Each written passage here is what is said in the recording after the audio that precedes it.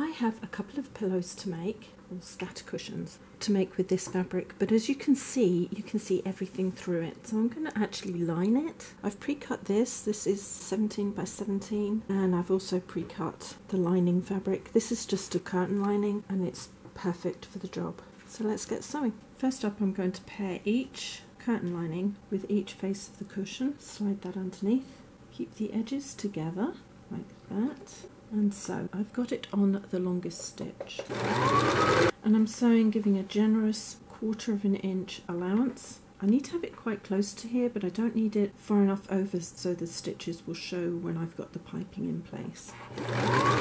I'm going to go around all 4 sides. When you turn, as usual, leave the needle down and take the foot up like that, twist into its new position, pop it down and along the next side. You're not really pulling anything, you're just letting it sit on top. Now when you come to do the 3rd and 4th side, because I've done 1, 2, just make sure that it seems to be flat still. You don't want the fabric to be twisting against each other, you want it even. You could pin it in place if you wanted to, it's up to you.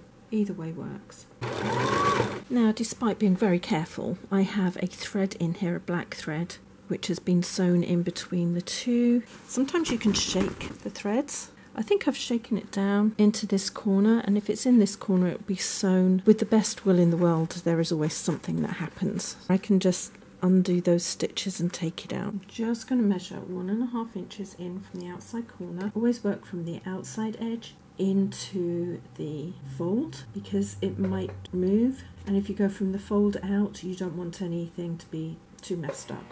You really need to keep things even. Now I'll work my way around to the next corners.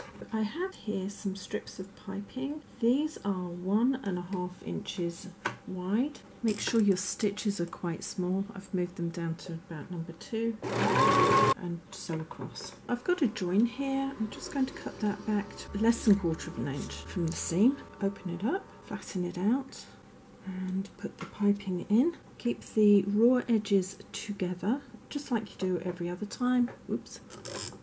And sew.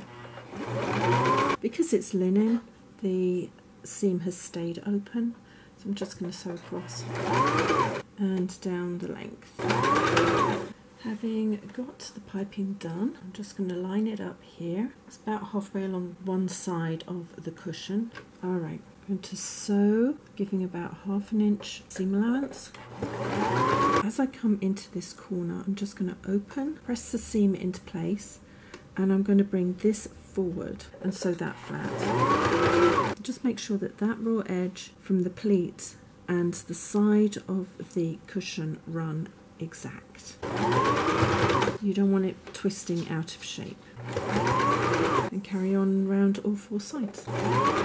I'm just going to open this up slightly because I stopped sewing a little way up here, and I'm going to also open this side up too. I've got plenty of space here, so I'm not going to worry about that. I am going to fold that over at right angles like that and cut that off. Then bringing this over and behind and this in front and butting them up together, there's quite a bit of an overlap. I'm going to take it about 1 inch down and then do the same. I'm going to just fold that over, so that's at right angles, and cut that off too.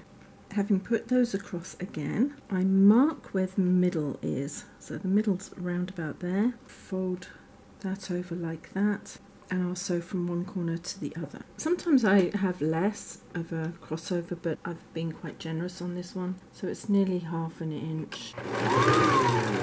It's flimsy fabric, it really wants to move. Take that out. If I pull that, there's a little bit of gapping there, but not much. So I've just opened the seam there. I'm going to slide this under here.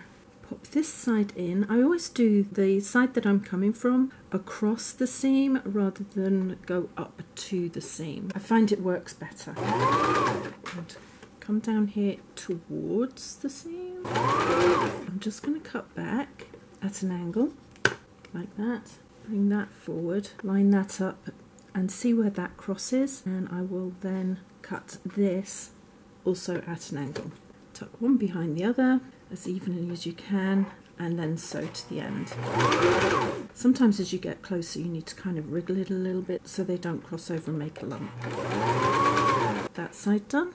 Take the sewing slightly further back so you go over your stitches and then sew down. Now don't pull anything. This has a little bit of leeway so you can hold it in place.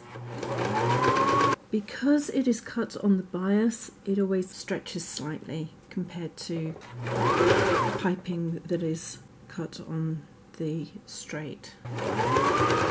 And I'm going to sew past where I started earlier, so that keeps in one place. I did open this and I did get that thread out. By opening that seam up and going that way, I'm going to put this seam on top so they butt up together just like you would in quilting. Now, having butted those two corners up as best I can, I'm going to pop those under the foot and drop it down. I am just a little way back from that seam. I'm going to hold everything in place and just sew towards that seam. I've got my corner there. I'm going to hold all my raw edges together like that and stop. Double check that each one still lines up as I go round. I put the corners in first because I found sometimes you need to go one way and then the other with them. I'm going to line this one up exactly the same way, butt them together and then pop them underneath. Now I have all four of my corners in, and when I pull them out it looks quite even, so I don't think I need to take it out and do it the other way. I think I'll be fine. I'm just going to sew to the end, which is where I started the other corner. Now sometimes the lining wants to push forward, which is why I'm pushing the lining back. It looks like it's going to go in really nicely. I'm coming into this corner. I'm going to sew right to the corner and then I will have over sewn any stitches that I had there. I'm going to check this second side. This top looks a little bit loose. Sometimes you have to take it out and look at it from the other angle. I'm going to pop that back, and because this is a little bit looser than the top, I'm going to pull the top against the bottom and get that sewn in. These ones sometimes walk, and it's not just the lining, it's the style in general that does this. The lining I used for this was thermal lining, so it has a finish, and I put the finish on the inside, and sometimes you need to spray silicone on it so that it doesn't get caught up underneath the foot. And it doesn't need a lot of silicone, you just have a quick splash and it'll be fine. Come into here and overstitch those stitches, and I'll work on to my third side and see which way that needs to go in. I think the same way. Pop that underneath there like that, spritz it, and then sew to the end. Stuff the insert in. I did sew some dacron round only because it needed a little bit of plumping up, and I am going to pin this across here. Try to get the welt of the piping facing me while I do that, and I will work from both ends rather than one side to the other. That just ensures that it goes in more evenly than it would.